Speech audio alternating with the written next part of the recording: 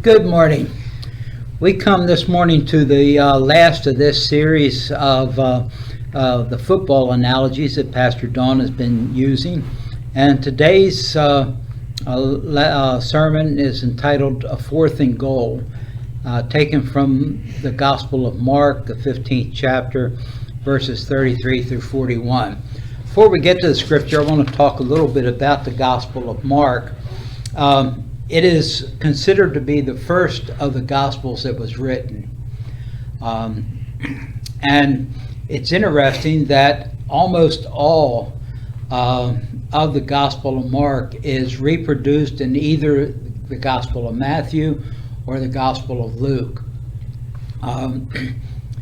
There are, I forget how many verses there are in the Gospel of Mark, but all but 24 of them are reproduced in either one of the other two synoptic Gospels. Most of it verbatim, not even rewriting it. Who was the writer of Gospel of Mark? He's known as John Mark. His mother, tradition holds, was one of the women who used her resources to support the ministry of Jesus. There was this group of women, and we'll see this in the scripture when we get to that this morning, who helped support Jesus in his ministry, provided for Jesus and the people that were following him. Church tradition holds that the upper room where the Passover feast was held, that was in her house. That was her upper room that took place in.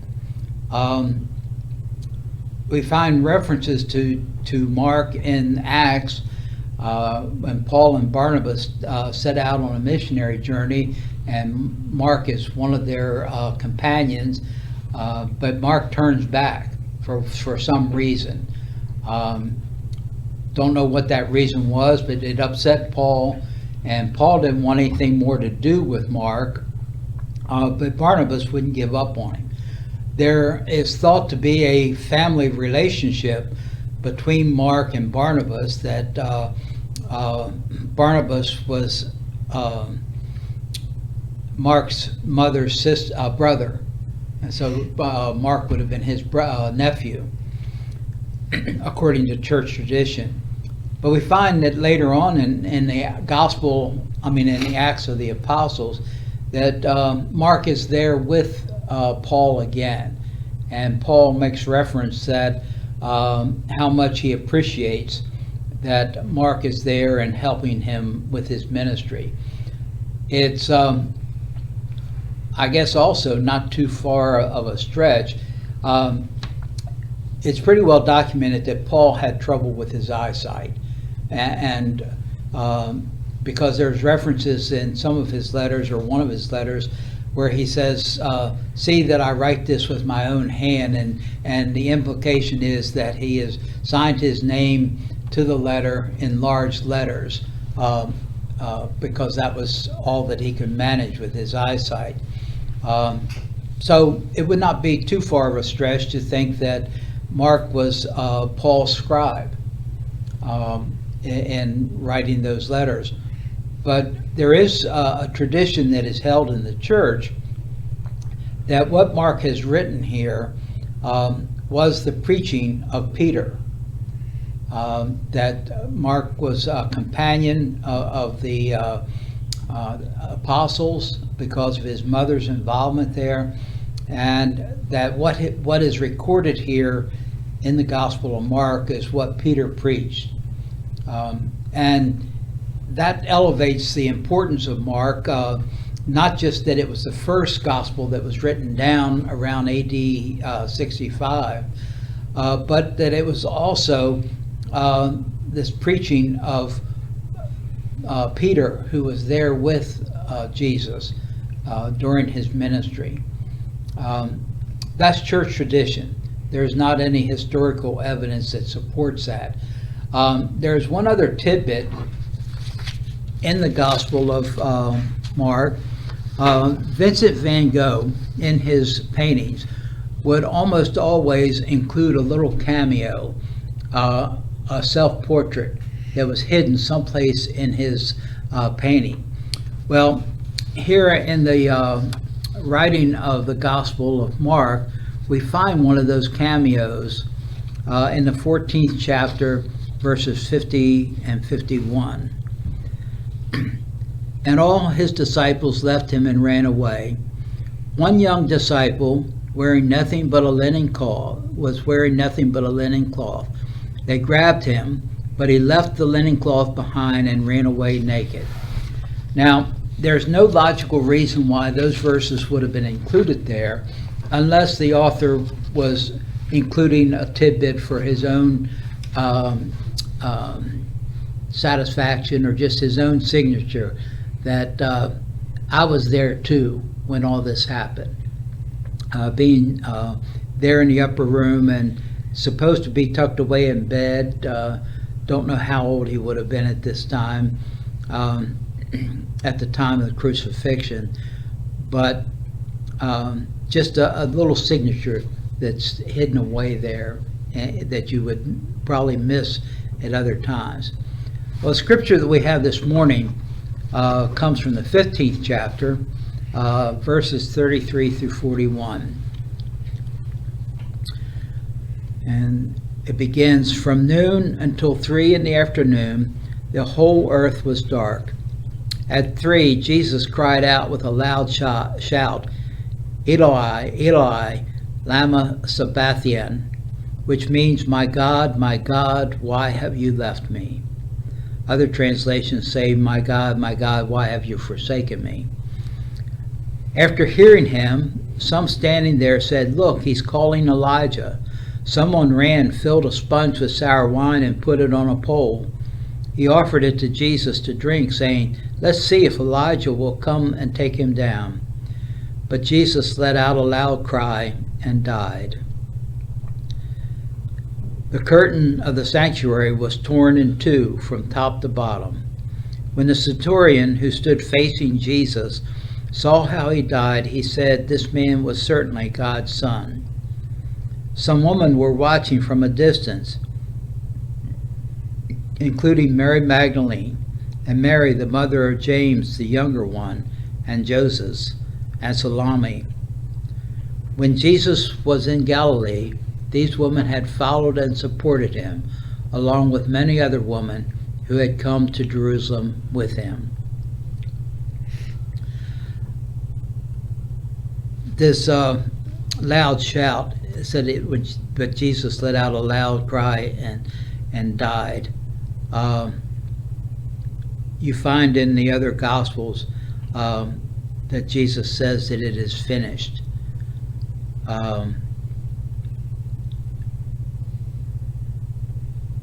There's a lot in these verses here.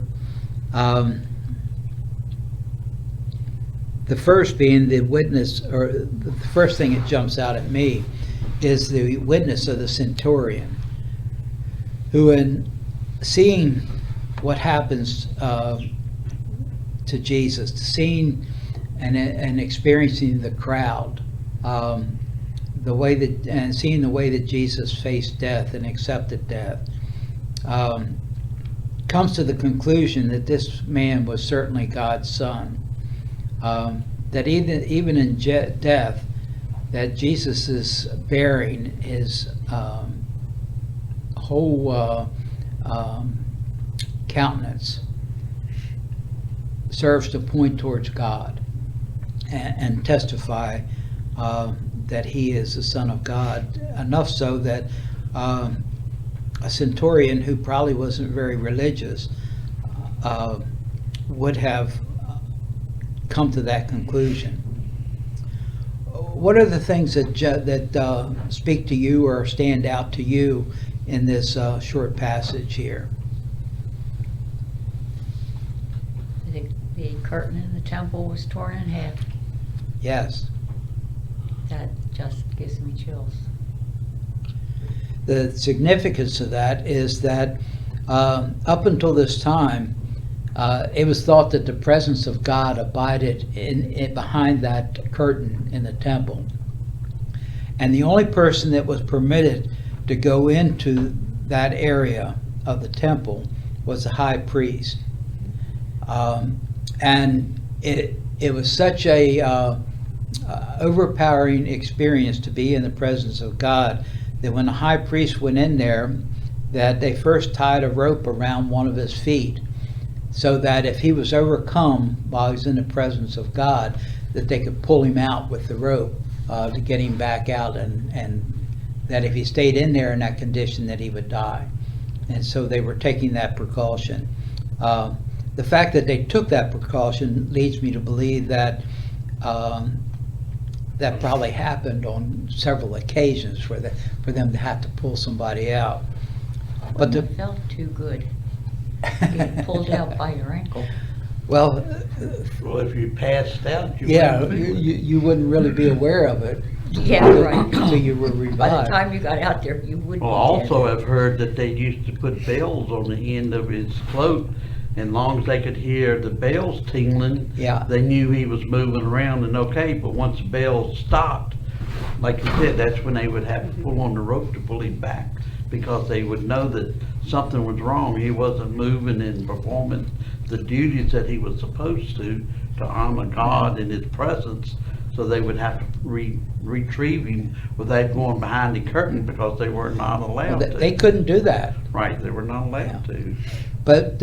But more significantly, there is the tearing of the curtain, because from this point on, the need for the high priest to intercede on behalf of humanity before God is taken away. With that tearing of the curtain, and they never tried to repair that,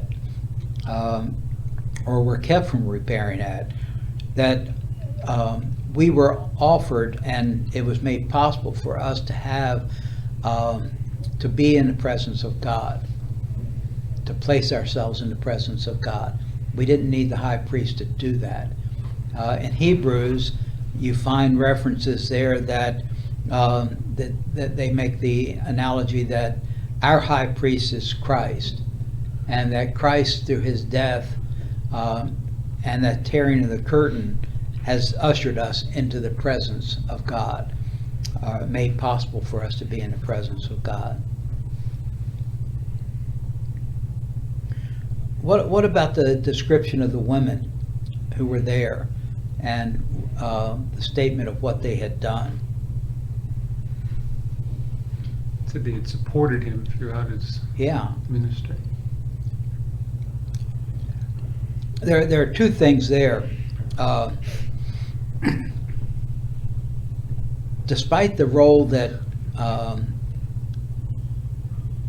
men have tried to place women in throughout history, being subservient, being property, which they were considered at this time, it's the women that made possible for Jesus to have the ministry that he had, and by giving him that support. The fact that they're named here is significant, because women were generally just referred to as women. They were not, their names were not recorded as they are here. Luke also records a group of women who went to the tomb on Easter morning and found the tomb that was empty at that time. I have observed through the years that the ministry of the church, by and large, has been enabled and happened and been supported by the women of the church. I mean, that's just a fact of life.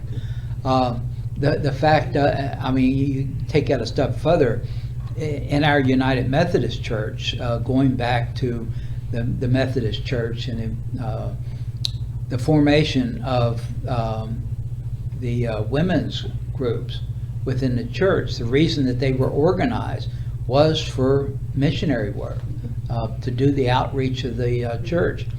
I suspect that the reason that they organized was the fact that they saw that it wasn't getting done.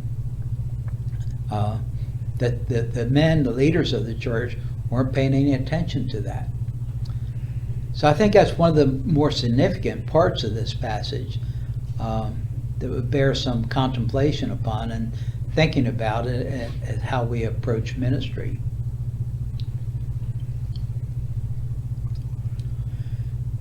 Well, as I said, this concludes this section of this series of sermons.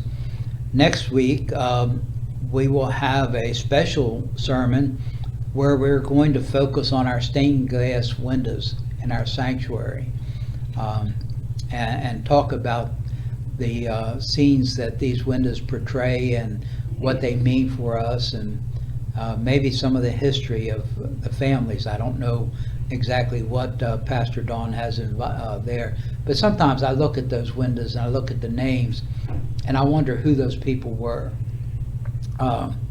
Only one of them do I have any idea of who they were and the motivation for providing the window, and that's the window that's you can't see from the sanctuary, but it's in the tower, the entrance there in the tower. That window was donated by Alan and Louise Ford when we were looking for a window to be created in the same style. Just a tidbit on the windows. Here in Lynchburg, there is one of the few stained glass companies in existence that has the expertise to do the type of stained glass that we have here in our sanctuary. They're over on Sunburst Road. I think it's Lynchburg Stained Glass is their trade name, but if you turn there by the 7-Eleven on Sunburst, they're on back the road there, their little building there. And they in fact created the windows, that window that I just referred to, and the 4 round windows that are up above. They were not part of the old sanctuary. So we'll be doing that, and then the following week starting a new series called Why? The 2-year-old's question. Why? You know, if you say something, well, why is that? And you can give an answer, and then there's another question that follows. Why? Carrying that on, and I think that's going to be an interesting series. So thank you all, and we'll see how Pastor Don unpacks this later on this morning. May God's blessings be upon you.